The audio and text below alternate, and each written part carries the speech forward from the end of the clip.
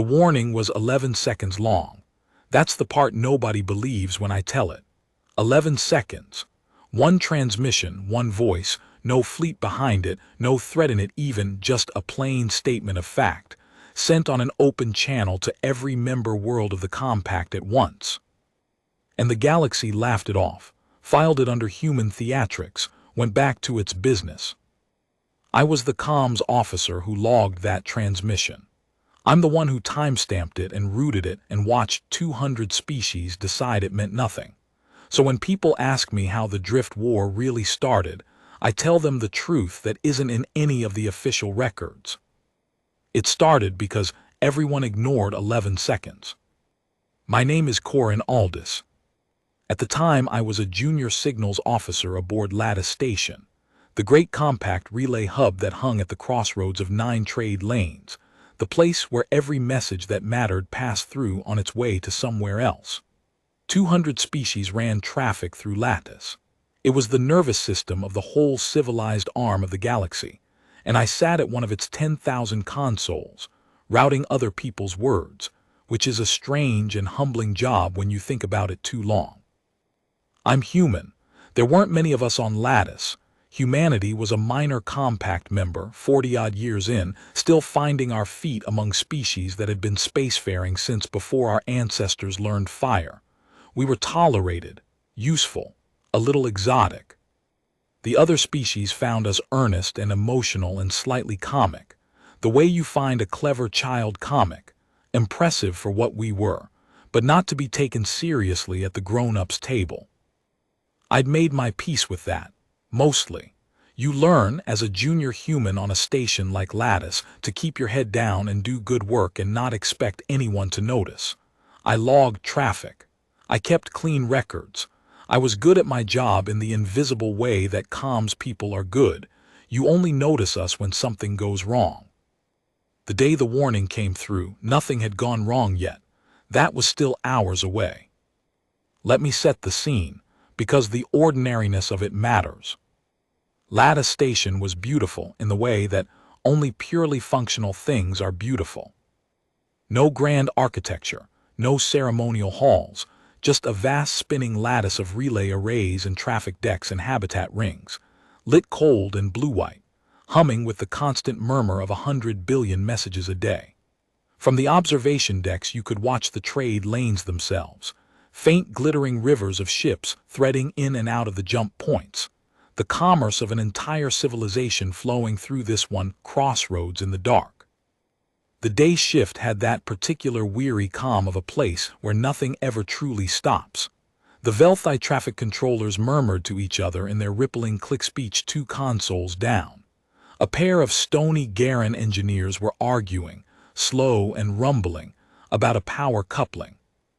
Somewhere a Myral child, one of the diplomatic families lived station-side, was laughing at something, that high silver Myral laughter that carried through the decks. I had a cup of the bad station tea going cold at my elbow and a routine traffic queue scrolling past, and I was, if I'm honest, half asleep at my post the way you get on the back end of a long shift. And then the open channel lit up with a priority flag I'd never seen before. Not a compact priority, not any of the standard species priorities. A flag I had to look up in the manual, because I'd never once had cause to use it in 3 years on the job, the old, almost never used all members immediate flag, the one reserved for galaxy-wide emergencies, the one that overrode every other transmission on every channel simultaneously. The last time it had been used, I learned later, was 400 years ago, for a supernova that threatened 6 inhabited systems. And the source code on it was Earth. I sat up, my tea went over, I didn't notice for an hour.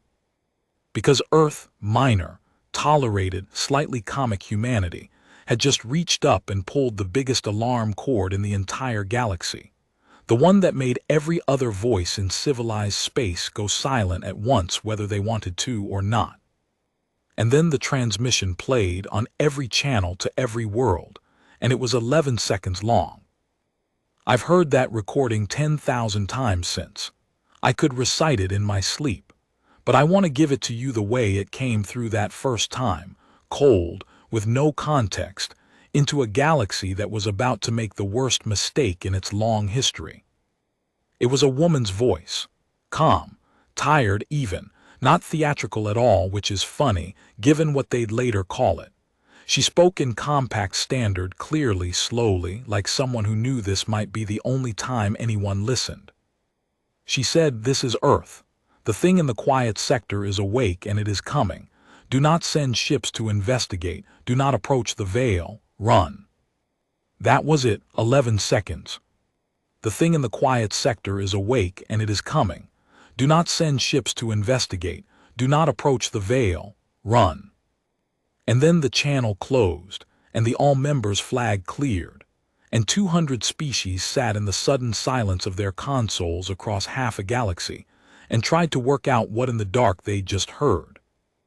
I need to explain the quiet sector and the veil, because if you don't understand what they were, you won't understand why the galaxy did what it did next. The quiet sector was a region of space out past the edge of compact territory, a wide, dark, empty stretch that nobody went into because there was nothing in it. No habitable worlds, no resources worth the jump, no reason. It had been surveyed once, ages ago, found barren and quietly forgotten. The name was literal. It was the part of the map where the traffic went quiet, where the trade lanes stopped, where civilization simply ended and the long dark began. And at the heart of the quiet sector was the veil. The veil was an anomaly, a vast region of warped, clouded space, light years across, that no sensor could see into and no ship had ever returned from. The few probes the compact had sent in over the centuries had gone silent the moment they crossed its boundary. The prevailing theory, the comfortable theory, was that it was a natural phenomenon, some kind of dense dark nebula, a sensor-dead zone, a dull astronomical curiosity. A few fringe scientists had argued it was something stranger. They were not invited to the good conferences. Nobody worried about the veil. Why would you? It was empty space wrapped around emptier space, out past the edge of everything, doing nothing, threatening no one, for as long as anyone had records. And now Earth, little, comic, 40 years a member Earth, had pulled the galaxy's oldest alarm to say that something inside it was awake and coming. The reaction came fast, and it came exactly the way you'd expect from a galaxy that had never once taken humanity seriously. It laughed. Not all at once and not unanimously, but the dominant tone in those first hours across the compact's frantic channels, and I had a front row seat, I was routing all of it, was a kind of irritated amusement. The humans. Of course it was the humans, the emotional ones, the dramatic ones. The young species that felt everything too much and understood everything too little. They'd looked into the dull, empty veil and frightened themselves with a ghost story, and now they'd panicked the entire galaxy with their 11 seconds of campfire nonsense, and there would have to be a formal inquiry, and frankly it was embarrassing. Not for us. The compact's tone made clear, but for them. The Velthi traffic control supervisor, a being I respected, actually turned to me at my console kindly, not cruelly, and said in her rippling click speech, "Your homeworld has had a fright, Officer Aldous. It happens to young peoples. Do not be ashamed. The compact will be gentle." She meant it as comfort. That's the part that haunts me. She meant it kindly. I tried to tell all of them in my small junior officer way that Earth did not pull that alarm lightly, that it was the single most extreme diplomatic act humanity had ever taken, that we'd burned 40 years of careful reputation in 11 seconds, and that we would never, ever do that over a ghost story. That the very fact that the warning was so short, so plain, so stripped of all the explanation and persuasion you'd expect, that was the tell. It read like a transmission sent by people who didn't have time to explain, who were already running. Nobody listened to the junior human comms officer. Why would they? I was 26 and I cleaned up traffic queues. What did I know? The compact did the thing the warning had told them, in plain words, not to do. They sent ships to investigate. I logged the order. I want that on the record. I logged the dispatch order with my own hands, routing it out to the survey fleet, and everything in me wanted to refuse, and there was no version of refusing that a junior signals officer could survive or that would have changed anything.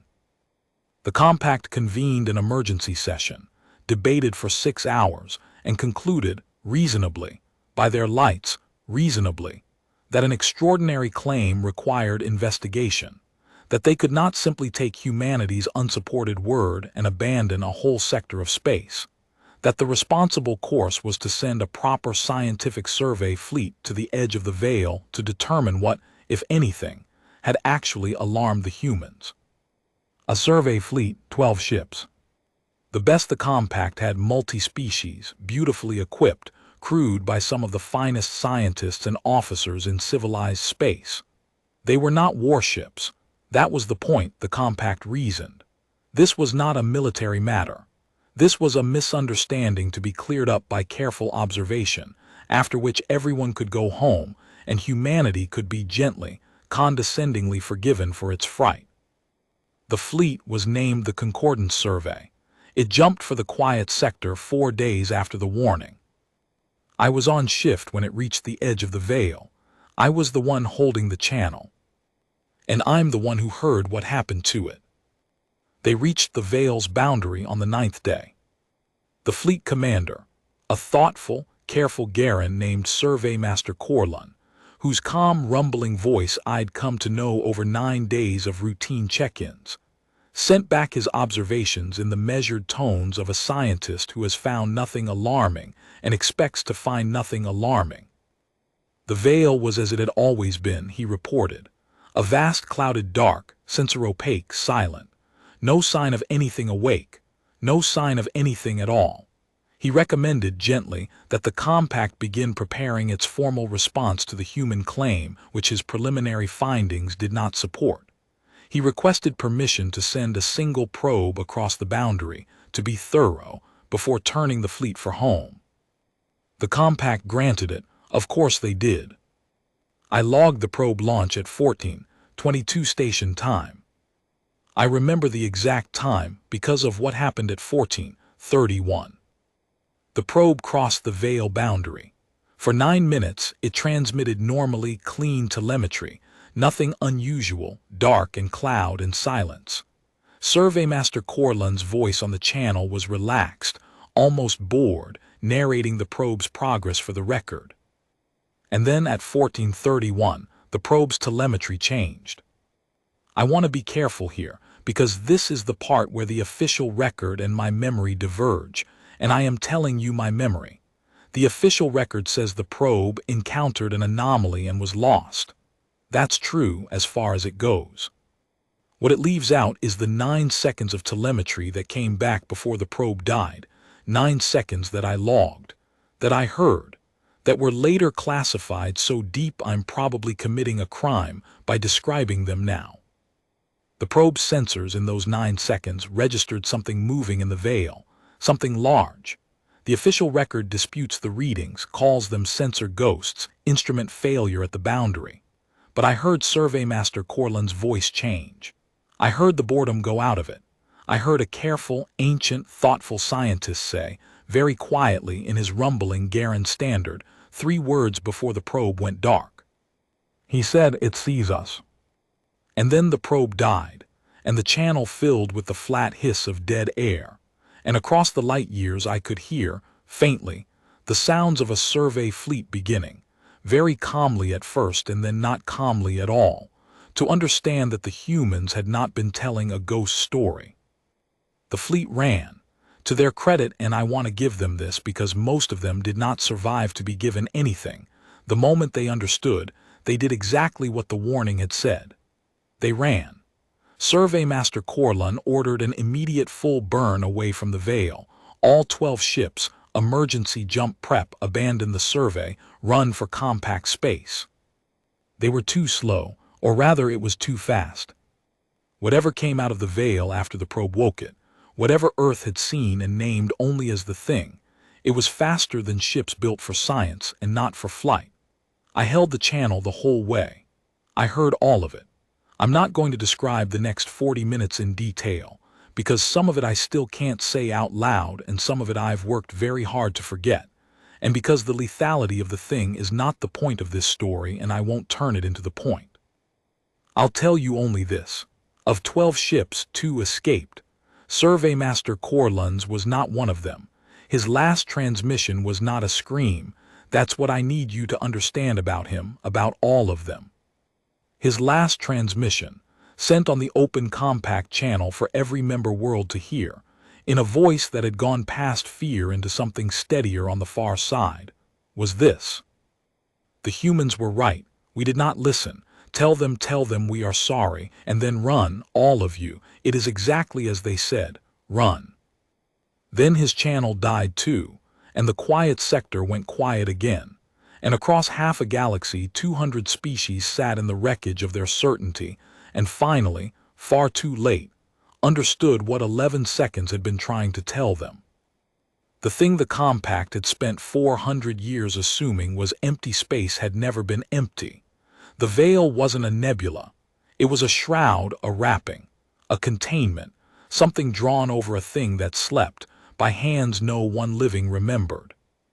And humanity, in its 40 short years of poking around the edges of the galaxy where the established powers couldn't be bothered to look, had found the records that everyone else had lost, had pieced together what the veil really was, had realized that the thing inside it was beginning to stir, and had sent 11 seconds of warning, burning all our credibility in one transmission, because that was all we had time to do before we started getting our own people clear. The galaxy had laughed. The galaxy had sent ships. The galaxy had woken it up. And now the thing was loose in the quiet sector, and it was coming, exactly as the tired, calm woman's voice had said it would, and there was no shroud over it anymore, and no one knew how to make another, and the most powerful civilization in the history of the Arm had just learned that the only people who'd seen it coming were the ones they'd never once bothered to take seriously. I sat at my console on Lattice Station, the spilled tea long since dried, and I listened to the compact's frantic channels light up with a new tone now. Not amusement, not condescension, but the high thin sound of 200 species realizing all at once that they were not the apex of anything, that something older and hungrier than their whole civilization had just opened its eyes, and that the only hand reaching out to help them now belonged to the young, emotional, comic little species they had spent 40 years patting on the head. Earth's channels were already lighting up. We were already moving. We'd been moving since before the warning, since before anyone else even knew there was something to move against. Because here's the thing the galaxy never understood about humanity, the thing they were about to learn in the worst possible way. We don't pull the big alarm for a ghost story. And when we tell you to run, and you don't, we don't get to run either.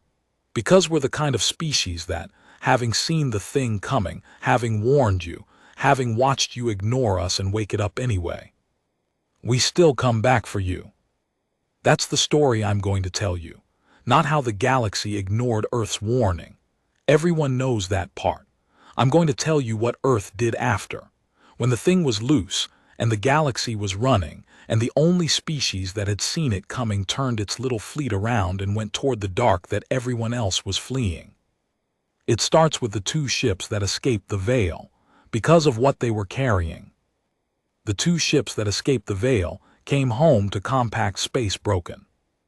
Not just damaged, broken in a way that the dock crews on Lattice Station didn't have words for, in a way that made the stony Garen engineers go silent, and the Veltha controllers click speech die in their throats.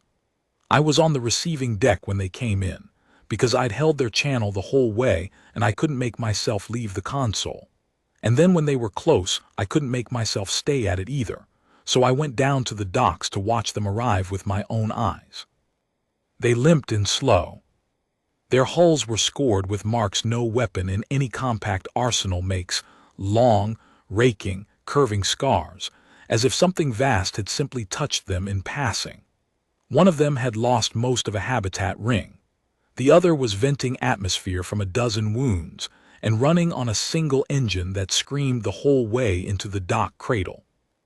And when the airlocks finally opened, the crews that came out, the survivors, the ones who'd run and made it, they didn't look like people who'd won anything. They looked like people who'd seen the bottom drop out of the universe. A Velthi officer came down the ramp of the lead ship, one of that proud, rippling species, and she got 3 steps onto the deck, and then she simply sat down, right there on the cold plating, and put her head in her hands, and the click speech that came out of her was so broken the translators couldn't parse it. Her colleagues had to carry her. I went up to one of them, a Garen, a young one, junior like me, with that gray, stony skin gone an awful pale slate color. I asked him because I had to, because I'd heard it across the light years, but I needed to hear it from someone who'd been there. What was it? What did you see? He looked at me with eyes that hadn't stopped being wide since the veil, and he said, in a low rumble, "There's nothing to see. That's the worst of it, human. There's nothing to see. It's not a ship. It's not a creature, not like you mean. It's a wrongness, a place where the dark moves on its own. You feel it before you see it, and by the time you see it, it already has you." He shuddered, the whole stony bulk of him. Survey Master Corlund stayed, did you know that, at the end? He could have made the jump. There was a window, and he turned back into it instead to draw it off the rest of us. He bought us the window with his own ship. The Garen's voice cracked. He kept saying it on the open channel, right to the end. The humans were right. The humans were right. Like he needed everyone to hear it before he died. Like that mattered more than the dying. I didn't have anything to say to that. There wasn't anything. But I remember thinking, standing on that cold dock among the broken survivors, it doesn't matter that we were right. Being right didn't save a single one of Corlund's people. Being right never saves anyone. The only thing that saves anyone is what you do next. And what Earth did next is the reason any of us are still here. I have to tell you about the thing the 2 ships carried, because it's the hinge the whole story turns on, and because the compact didn't understand its importance until much later, and some of them never understood it at all. The Concordance survey hadn't only sent back telemetry before it died. Survey Master Corlund, in those last 40 minutes, in the middle of running for his life with a thing out of nightmare closing on his fleet, that careful, thoughtful, ancient scientist had kept working. He'd kept his sensors recording. He'd had his science teams, even as they died, gathering everything they could about the thing from the veil, how it moved, how it found them, what it did and didn't respond to. And he'd packaged all of it, every scrap, into a data core. And he'd fired that core out of his doomed ship on a fast courier drone aimed at the 2 vessels that still had a chance to run. He died making sure the data got out. Because he understood at the end, the thing the rest of the compact still didn't, that you cannot fight what you do not understand, and that the only weapon anyone had against the thing from the veil was information, and that the people most likely to actually use that information, to do something with it instead of debating it for 6 hours in committee, were the ones who'd seen it coming in the first place. The data core came home in the wounded ships, and the compact, true to everything it was, immediately convened a committee to determine the proper protocols for analyzing it. Earth requested a copy. The compact debated whether to grant it. While they debated, the thing from the veil took its first inhabited world. It was a Velthi colony. A small one, out near the edge of the quiet sector, a quiet farming world called Sail, 40 million people, the kind of place that never made the news. The thing reached it 9 days after it woke. There was no warning, because the compact's sensor net couldn't see the thing coming any better than the survey probe had. It moved through the dark like a wound moving through flesh, undetectable until it was already there. Sail went silent in under an hour, 40 million people. I held that channel too. I held every channel in those weeks. I barely left my console. None of us did. And I heard a Velthi colony of 40 million go from ordinary evening chatter to screaming to silence in the span of a single terrible hour. and there was not one thing I or anyone on Lattice could do but listen. When it was over, the thing didn't linger. It didn't occupy sail, didn't feed on it in any way the compact could measure, didn't seem to want anything from it at all. It simply passed through, the way you'd pass through a room, and left 40 million dead in its wake, and moved on toward the next light in the dark. That was the moment the laughing stopped completely. That was the moment 200 species understood that this was not a threat to be managed or negotiated or studied at leisure. This was an extinction moving through their territory at the speed of nightmare, and it could not be seen, and it could not be reasoned with, and it was heading inward, toward the core worlds, toward the heart of the compact, toward everything. And the compact, faced with the worst crisis in its history, did what enormous old institutions always do when the ground gives way beneath them. It froze. I watched it freeze. From my console, I watched the nervous system of the entire galaxy seize up. Every channel was screaming and nothing was deciding. The Compact's Grand Council debated evacuation protocols and jurisdiction and resource allocation, and the proper chain of command for a multi-species military response. And every hour they debated, the thing from the veil moved closer, and another light went dark on the long-range display, and another, and another. The great old powers, the species who'd run the galaxy for 10,000 years, who'd patted humanity on the head for 40, they couldn't move. Not because they were cowards, because they were big and big things turned slowly, and they'd spent 10,000 years building institutions designed to prevent any single party from acting rashly. And now that the one-time rash action was exactly what was needed, the institutions worked perfectly to make sure no one could. And in the middle of all that frozen, screaming paralysis, one set of channels was quiet and purposeful and moving. Earth's. We'd never stopped moving, you see. That was the thing the Compact couldn't get its head around. While they debated whether to give us a copy of Corlun's data, we'd already reconstructed most of it independently. We'd been studying the veil for years. That was the whole reason we'd known to send the warning. While they convened committees, we were already building. While they froze, the human fleet, our whole fleet, every ship we had, which against the Compact's vast navies was almost nothing, was already burning out toward the edge of the quiet sector. Toward the thing, toward the dark everyone else was fleeing. I got the order routed through my own console, a general human fleet movement order, and I read it as it passed through, and I had to read it twice because I didn't believe it. Every human ship, warships, freighters, science vessels, anything that could fly, all of them turning around, heading in, toward the extinction that the rest of the galaxy was running from. I found the human liaison officer on Lattice. There were only a handful of us senior enough to know anything, and she was the most senior, a quiet career diplomat named Ambassador Ray Zakhefer, and I asked her, junior to senior, the question burning a hole in me. Why? Why are we going toward it? We warned them. We did our part. They ignored us.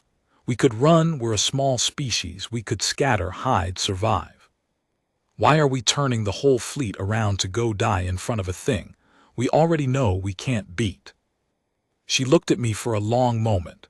She had kind, tired eyes and a way of holding still that reminded me of the woman in the warning.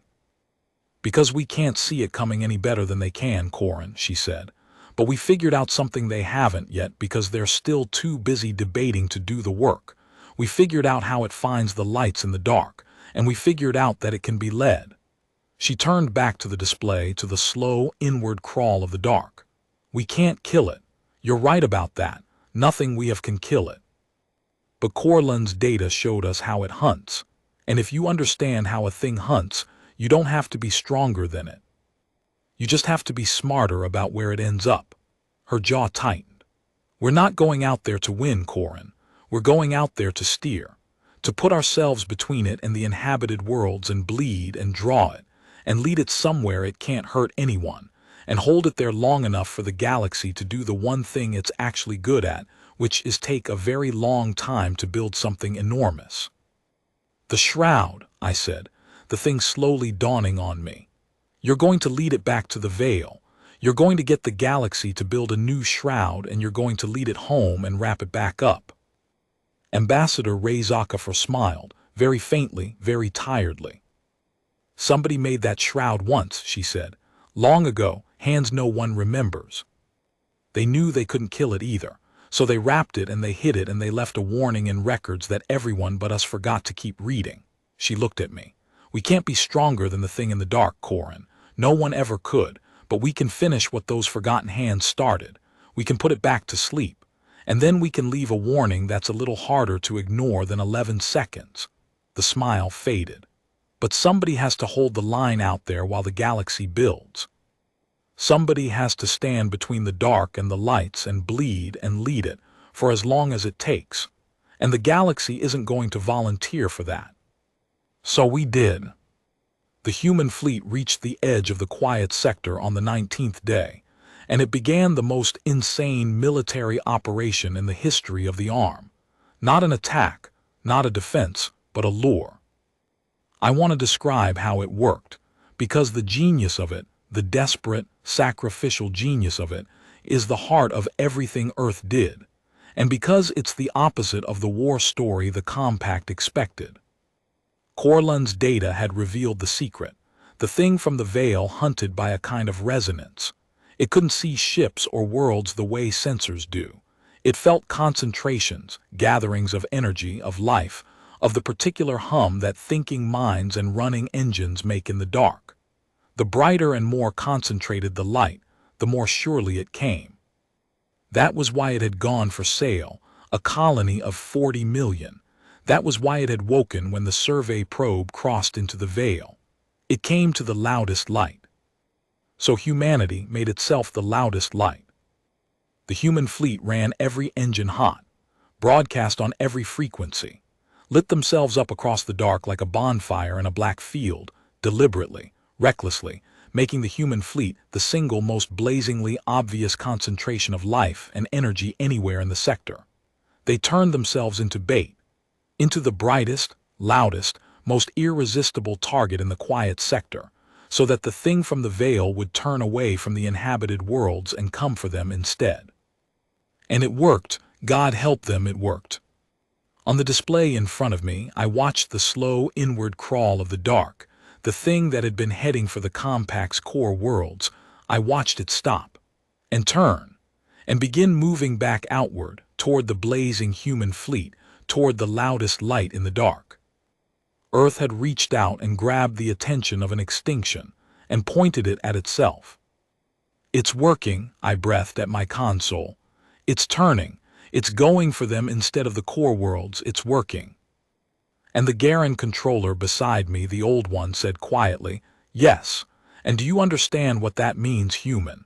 It means your people just made themselves the thing it's hunting. The whole fleet. Everyone aboard." He looked at me with something I'd never once seen a Compact officer aim at a human. Not condescension, not amusement, something closer to awe and grief and shame all at once. They've made themselves sail, on purpose, so that no one else has to be. What followed, out at the edge of the quiet sector, was a thing that has no proper name in any military tradition, because no military in galactic history had ever done it before. The human fleet led the thing from the veil on a long, bleeding, impossible chase, staying just bright enough and just close enough to keep its attention, never letting it reach the inhabited worlds, drawing it in a great slow arc back out toward the veil, all while it picked them apart. Because it caught them, of course it caught them. They couldn't outrun it, nothing could outrun it. So the human fleet did the only thing left. They took turns. Ship by ship, they'd let the thing close on the rearmost vessel, let it take that ship, while the rest of the fleet used the moment, the terrible, purchased moment, to lead the thing a little further along the arc, a little closer to the veil, a little further from the lights of home. I held those channels. I held them all. I am the one who heard the human fleet die, ship by ship, over 11 days, and I am the one who has to tell you that not one of those ships in 11 days ever broke and ran. Not one ever stopped broadcasting. Because the moment a human ship went dark, The moment it stopped being a loud light, the thing might turn back toward the core worlds, and so each dying ship kept its engines blazing, and its channels open to the very end, kept being bright, kept being bait, kept being the loudest light in the dark for exactly as long as it had breath to do it. The transmissions those crews sent in their last moments, they weren't screams. That's the thing I have to make you understand, the thing that broke me and remade me, listening to it across the light years. They knew they were dying. They knew no one was coming to save them because they were the ones who turned around to do the saving. And what they sent at the end, over and over, on the open compact channel where 200 frozen, ashamed, grieving species could hear it, was the warning again, the same 11 seconds. The thing in the quiet sector is awake and it is coming. Do not send ships to investigate. Do not approach the veil. Run. They sent it again and again as they died, not as an accusation, not as we told you so, but as a gift, as the one piece of knowledge that might still save someone, passed hand to hand down a dying fleet, broadcast to the last, so that the galaxy would finally have it carved somewhere it could never lose it again. And somewhere in the middle of those 11 days, the compact finally moved. It was the dying that did it, I'm certain of that. 10,000 years of careful institutions, 6 hours of debate over a copy of a data core, a whole civilization frozen in the headlights of its own extinction. And the thing that finally broke the freeze wasn't logic or strategy or self-interest.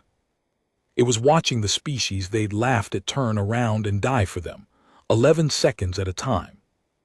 The Compact's Grand Council stopped debating evacuation protocols. The great old powers stopped arguing about jurisdiction. Across half a galaxy, the frozen institutions cracked, and underneath them was the one thing the institutions had been built to suppress and could not, in the end, kill. The simple, unbearable shame of being saved by people you'd never once thought were worth saving. The Velthi were first. The species whose colony of 40 million had died on sail, who had the most reason of anyone to want the thing stopped. They committed their entire core fleet to the line, jumping out to reinforce the bleeding human ships, to share the burden of being the loud light. Then the Garen, Surveymaster Corlun's people, who had a dead hero to honor and a debt of shame to pay. Then others, and then others, the great frozen machine of the Compact finally lurching into motion, 200 species pouring outward toward the quiet sector, not to flee anymore, but to stand, to take their turn being bright in the dark, so that the handful of human ships still alive out there wouldn't have to do it alone. And behind them all, on every industrial world the Compact had, the building began. The thing humanity had bet everything on. The galaxy doing the one thing it was actually good at, taking a very long time to build something enormous. A new shroud, a new veil, 10,000 years of accumulated technology and the combined industry of 200 species, all of it bent at last toward finishing the work of the forgotten hands who'd wrapped the thing the first time. It would take time, more time than the human fleet had, more time maybe than the reinforcing fleets had. The line out at the edge of the quiet sector had to hold bright, bleeding, dying, holding the thing's attention, leading it slowly home toward the half-built shroud, for far longer than anyone out there was likely to live. But it was moving now, all of it. The whole frozen galaxy, finally moving, finally standing, finally doing the thing the 11 seconds had been trying to make it do from the start, not running, but acting. Because a small comic species had shown them how by doing it first, and dying to do it, and never once stopping the warning even at the end. I sat at my console on Lattice Station, holding the channels, and for the first time since the warning I let myself cry, not from despair, but from the unbearable weight of watching a whole galaxy finally become worthy of the people who died to save it. And out at the edge of the dark, the last human ships and the first Compact reinforcements drew the thing from the veil into the long, slow arc that would lead it home, toward the place where, if everyone held the line long enough, The galaxy was building the cage that would put it back to sleep. That was the climax of it, in a way. The turning. The moment the galaxy stopped ignoring the warning and started living it. But it wasn't the end. Because leading a thing back into a cage is one matter, and closing the cage is another. And there was still the question of who would have to be standing closest to the dark when the shroud went up, who would have to be the final light, the last bait, the one that drew the thing across the threshold and then had nowhere left to run. And the answer to that question is the last part of this story. It's the part about the woman whose voice was in the warning, the part where I finally found out who she was. The shroud took 51 days to build. The human fleet, when the work began, had 11 days of life left in it at the rate it was dying. You can do that arithmetic as fast as I did, sitting at my console on Loudest Station. 11 days of human ships against 51 days of building. The numbers didn't close. They were never going to close. Everyone out at the edge of the quiet sector understood from the first hour that the human fleet would be gone long before the cage was ready, that turning around had never been a plan to survive, only a plan to start. To hold the door open with their own bodies long enough for someone else to reach it. What I didn't understand yet, what nobody on Lattice understood, what even the Compact's Grand Council didn't fully grasp until the very end, was that this had been the human calculation from the very beginning, from before the warning, from the moment, years earlier, when human researchers first pieced together what the veil really was and what was stirring inside it. They'd known, even then, that if it ever woke, no one could kill it. They'd known the only answer was to put it back to sleep, and that putting it back to sleep would take a galaxy's worth of time, and that someone would have to stand in the dark and hold its attention for all that time, and die doing it. They'd known all of that for years, and they'd made a decision quietly as a species that I still can't fully wrap my mind around, that if the day ever came, it would be us. That humanity, small, new, comic, tolerated humanity, would be the ones to stand in the gap, because we were the only ones who'd bothered to learn it was there. The warning hadn't been a cry for help. I understood that now. The 11 seconds had never been save us or save yourselves and help us. It had been get out of the way. The humans hadn't been asking the galaxy to act. They'd been asking the galaxy to not interfere, to run, to stay clear, to let us do the terrible thing we'd already decided to do. Do not send ships to investigate. Do not approach the veil. Run. It wasn't panic. It was a species clearing the field before it threw itself on the grenade. And the galaxy, by ignoring it, by sending the survey fleet, by waking the thing early and unprepared, the galaxy hadn't just failed to heed a warning. It had forced humanity's hand decades before we were ready, and made the sacrifice cost far, far more than it ever should have. That's the part that isn't in the official records. That's the part I'm telling you now because someone should. The reinforcements changed the arithmetic. That was the one mercy in all of it. When the Compact finally moved, when the Velthi and the Garen and then the rest poured out to the line, they didn't save the human fleet. Nothing could save the human fleet, but they shared the dying. They took turns being the loud light. Every Compact ship that jumped out to the edge of the quiet sector and lit its engines hot and let the thing close on it for a few precious minutes was a few precious minutes the human fleet didn't have to buy alone. The 11 days stretched. 14. 20. The cost spread across 200 species instead of one, and the line held, bleeding, brilliant, bright in the dark, leading the thing in its long, slow arc back toward the half-built shroud. I watched the species who'd laughed at us take their turns dying alongside us. I watched the Velthi controller supervisor, the one who'd told me kindly not to be ashamed of my homeworld's fright. I watched her request a transfer to a frontline ship and get it, and jump out to the line, and I never saw her again. She left me a message before she went. 3 words in her rippling click speech that the translator rendered simply as, "We are sorry." The whole galaxy was saying it now. We are sorry. The same words Survey Master Corlin had died saying. It had become a kind of prayer across the compact's channels, passed between species, sent out to the line, not the warning anymore, but the apology the warning had earned. We did not listen. We are sorry. We are coming. And out at the edge of the dark, the human fleet, what was left of it, kept burning bright and kept leading the thing home and kept broadcasting the 11 seconds and never once said you're forgiven, because there wasn't time and because forgiveness wasn't the point. Holding the line was the point. Closing the cage was the point. On the 50th day, the shroud was almost ready and the human fleet was down to a single ship. One ship, out of everything Earth had sent. One ship, scarred and venting and running on failing engines, alone at the edge of the quiet sector with the thing from the veil close behind it and the half-built shroud ahead. The compact reinforcements had pulled back by then. They had to. The final stage of raising the shroud was lethal to anything nearby, and the plan required the dark to be drawn across the threshold by a single bright light and then abandoned there as the cage went up. One ship to be the final light.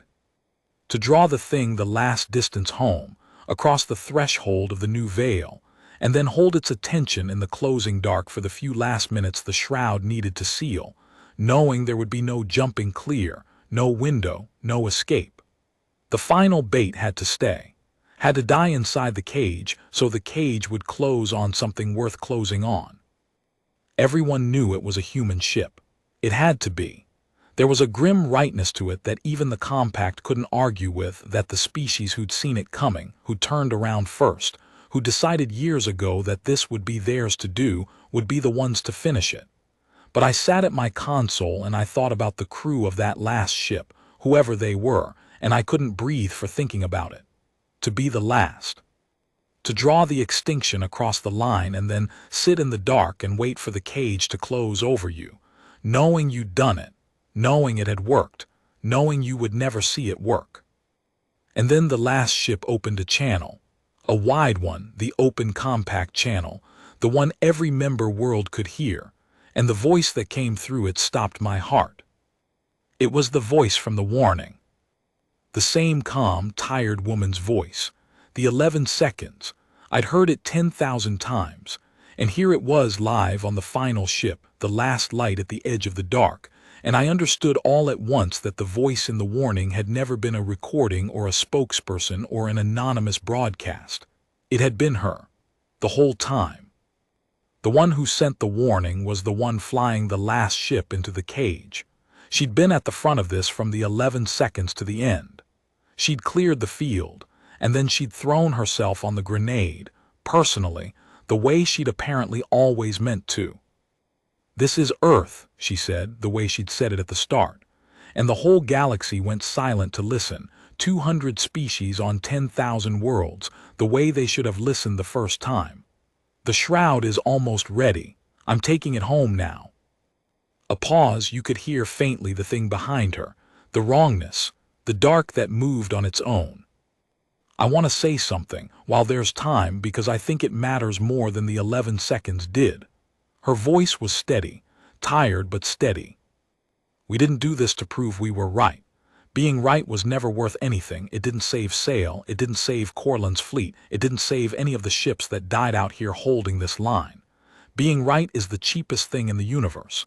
Anybody can be right and do nothing. A breath. We did this because somebody had to, and we were the ones who knew. That's all. That's the whole of it. You don't get to know a thing like this is coming and then walk away. Knowing makes it yours. We knew, so it was ours. It was always going to be ours." The dark was closing behind her.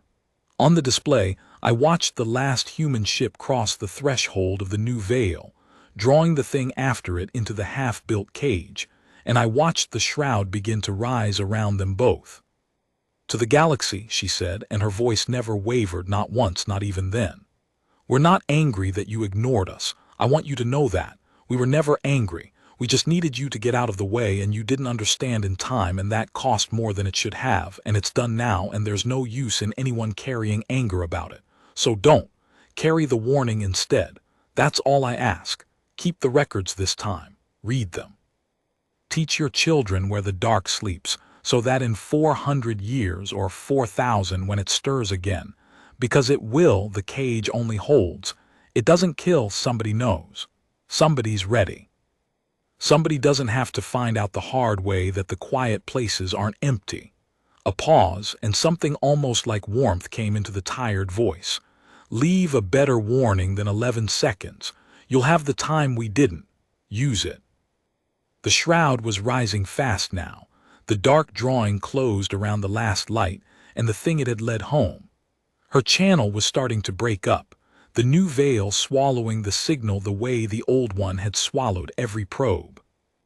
"This is Earth," she said one last time, faint now, almost gone. "The thing in the quiet sector is asleep again. Do not approach the veil. Do not send ships to investigate." The smallest pause, the faintest, tiredest trace of a smile in a voice I would hear in my dreams for the rest of my life. "And this time, please. Run when we tell you to." Then the shroud sealed, and the channel died, and the last light at the edge of the dark went out, and the quiet sector was quiet again. It held. That's the thing. That's the thing I have to make sure you understand before I finish. It held. The shroud went up and the thing went back to sleep, and the long dark wrapped around it again, and the inward crawl of the extinction stopped, and the core worlds were safe, and 200 species who had been hours from the end of everything were, suddenly, not. It cost the entire human fleet, every ship, everyone who'd turned around. And it cost the woman whose voice was the warning, whoever she was, and I never did learn her name. None of us did. She never gave it, and I've come to think that was on purpose, that she didn't want to be a hero with a name, only a voice that said run. It cost Sales 40 million, and Corlun and his survey fleet, and every compact ship that died sharing the line. It cost more than it ever should have, because the galaxy didn't listen the first time, and the price of not listening was paid by the people who'd tried hardest to be heard. But it held, and the galaxy that came out the other side was not the galaxy that had laughed at 11 seconds. I'm old now telling you this. I stayed in signals my whole life, couldn't leave it after. I run a relay station of my own these days, a small one, out on a quiet lane, and one of my duties, the duty I take more seriously than any other, is maintaining the warning beacon. Because the galaxy did the thing she asked. It kept the records this time. It read them. And it built around the new veil not a forgotten shroud and a lost archive, but a living warning, beacons on every approach, in every language, taught to every child on every world. Here sleeps the thing from the dark. Do not approach, do not investigate, it only sleeps. Someday it wakes, be ready, be the ones who know. A better warning than 11 seconds. She'd asked for that and she got it. Maybe it's the only thing she got. People ask me sometimes, the young ones who pass through my station, who know the Drift War only as history, as a thing in the records, they ask me what it was really like. The day Earth warned the galaxy and the galaxy ignored it. And they always expect, I think, a story about being right. About humanity vindicated, the comic little species proven correct, the great powers humbled. They expect a story where the point is we told you so. And I tell them what she told the galaxy, in the last light, at the edge of the dark. Being right was never the point. Being right is the cheapest thing in the universe. The galaxy ignored our warning, yes. And if the story were only about that, it would be a small and bitter story, the kind that ends in "we told you so" and leaves everyone a little worse. But that's not where it ends, because we didn't warn the galaxy to be proven right. We warned it to clear the field. And when the field wasn't cleared in time, when the thing woke early and the price came due decades before it should have, we didn't stand back and let the ones who'd ignored us reap what they'd sown. We turned around. We went toward the dark everyone else was fleeing. We made ourselves the loudest light, and we bled, and we led the thing home, and we put it back to sleep with our own bodies, and the last of us died asking the galaxy not to be angry, only to remember. That's the story. Not the galaxy ignored Earth's warning. Everyone knows that part. It's barely the beginning. The story is what Earth did after the warning was ignored, which was the same thing Earth had always meant to do, The thing we decided on years before anyone laughed at us. The thing that was ours because we were the ones who knew. You don't get to know a thing like that is coming and walk away. Knowing makes it yours. The galaxy ignored one warning from Earth. And Earth, having been ignored, having watched the worst happen because of it, having every reason in the universe to say you brought this on yourselves and you can face it alone. Earth ran toward the dark instead and held the line and saved them anyway, and died asking only that next time they listen. That's who we were. That's who she was, the voice in the 11 seconds, flying the last light into the cage. We were the ones who knew, so it was ours. It was always going to be ours.